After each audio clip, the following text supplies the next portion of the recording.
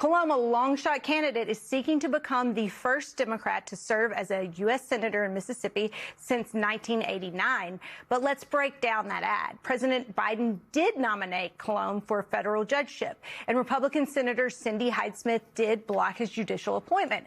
The ad implies Colom built his career going after police officers, but the record doesn't support that. In a decade as district attorney, he's referred police-involved shootings to the state attorney general, not prosecuted them himself. What the ad doesn't mention is that Colom had the support of Senator Roger Wicker, who is the other Republican senator from Mississippi, and from two former GOP governors. But Hyde-Smith seems to take particular relish in the part she played. From Mississippi Today, he thought he was going to be a federal judge, and I blocked him. That's how she described it at her own re-election launch in August, to applause. Joining us now is Scott Colom, district attorney from the 16th District and Democratic candidate for U.S. Senate in Mississippi. So, Scott, I want to start with how this campaign is personal for you because of Cindy Hyde-Smith blocking you from the bench, and now she is campaigning on it. So how much of your campaign is motivated by personal vendetta, and then how much is motivated by being ready to serve Mississippi? Listen, zero is about personal motivation. I'm a Christian. I forgive Cindy Hyde-Smith. My campaign is centered in the voters of Mississippi. I campaign all across the state of Mississippi, showing up and listening to people. It's all about the farmer in Ottawa County that told me he was planning to sell soybeans, and he lost that customer because Cindy Hyde-Smith betrayed him when it came to tariffs. It's about the small business owner that had to lay off half his employees in Columbus because of the tariffs. It's about the doctor in Ridgeland that told me about how these Medicaid cuts are going to take health care from 140,000 Mississippians. That's what the campaign's about. And she doesn't want to talk about her record because it's a record that she should be ashamed of, and it's a betrayal to the people of Mississippi. Your father was a Republican who worked for Ronald Reagan, and Mississippi senior Republican Senator Roger Wicker actually supported your nomination to the federal bench. I'm curious to get your thought in a state that is so deeply red, in a year that is so polarized. What does it mean to be a Democrat who is trying to peel away Republican votes? And can you deliver a message that appeals to Republicans in a way that doesn't alienate them when they're hyper-fixated on perhaps social issues or litmus test issues for the Republican Party? Well, let me disagree with you respectfully. We're not a deep red state. I mean, right. You don't have to just take my word at that. Look at the primary election results. We increased turnout by 90%. We closed the gap between the Democratic primary voters and the Republican primary voter by 20 points. An independent poll came out showing that I'm within 3 points of beating Cindy Hyde-Smith. And that's not about me as a campaign. It's about the voters of Mississippi wanting to go in a new direction. We have a tradition in Mississippi of having senators, and at least she knows that. She's a native Mississippian. We've had senators like Thad Cochran and Trent Lott who have delivered for our state. They understood their first responsibility was jobs, resources, making sure our state is better. Cindy Hyde-Smith, she's totally betrayed that. She voted against the infrastructure bill that brought billions of dollars to the state of Mississippi.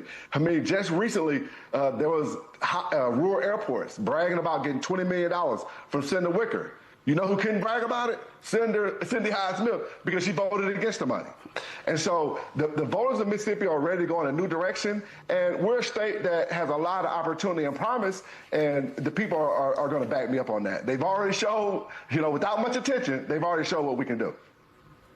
I want to ask you about rural health care for a moment. This is obviously a very pressing issue in the state of Mississippi for a host of reasons, including that Greenwood LaFleur Hospital in the Mississippi Delta has been treating patients for more than a century, is now facing potential closure.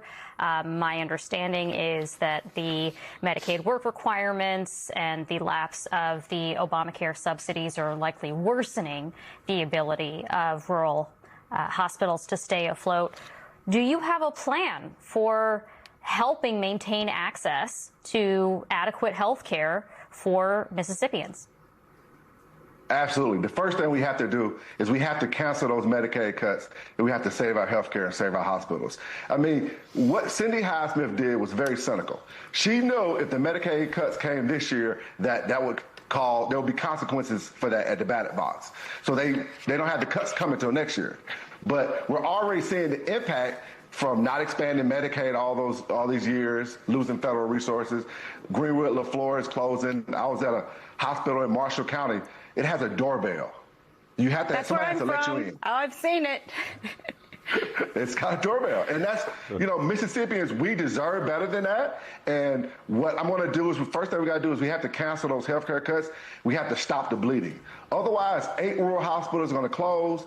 The hospitals that do exist, the people who do have health insurance, they're going to be impacted by this too, because they're going to get delayed care. They're going to have less providers because people are going to move to other states. So, that's the theme of my campaign. I'm going to center the voters because I truly believe the majority of Mississippians love our state more than they love partisan politics. That's why I got elected district attorney in a district people thought I had no chance of winning. I'll be the 27-year incumbent. That's why I got nominated to be a federal judge. I got bipartisan support. And I believe in Mississippi, and the results so far have showed that. Scott, you do have a very tough battle ahead of you. As you know, Democrats really thought that Mike Espy had a good shot in 2 runs. He has great name recognition. He has served in Mississippi in the past, but he fell short. And a lot of money came in towards the end as his race was looking tighter. National money came in. But, he didn't have the support of the national party. I want to ask you, do you feel like you are getting the support that you need to really run a strong campaign in Mississippi from the National Democratic Party? The voters are getting it for me. I mean, I went out there and I campaigned my butt off for 7 months. I'm proud that I raised more money than any Democratic candidate ever has at this point. I've raised money from all 82 counties. But what they did is they showed up and supported me, and they increased turnout in such a way and closed the gap in such a way that people had to stop ignoring Mississippi. They had to understand that we're a state that matters. We have voters that matter. And you're right. Secretary Espy got the money too late. When you get money too late, what you end up doing is putting it on TV. TV is not how you're going to win a big election in Mississippi. You're going to have to go build trust with people who think politics doesn't make a difference in their life. And, Republicans that are working class people that you've got to go to the plant at shift change and talk to them. I'm going to do a food truck where, I go to the housing project and talk to voters that we've forgotten. When Democrats forget rural America, they aren't just forgetting Republicans. They're also forgetting Democrats, too. And that's caused a lot of problems for our party. And so what I'm going to do is keep relying on the voters to make the case for me, because those are the people that are going to get us across the finish line. All right, Scott Colom, it's great to have you on the show. Really appreciate you making time for us. And I'm always happy to be corrected by you if you come back anytime. ScottColom.com. If you believe in the movement, ScottColom.com. Thank you. Appreciate it.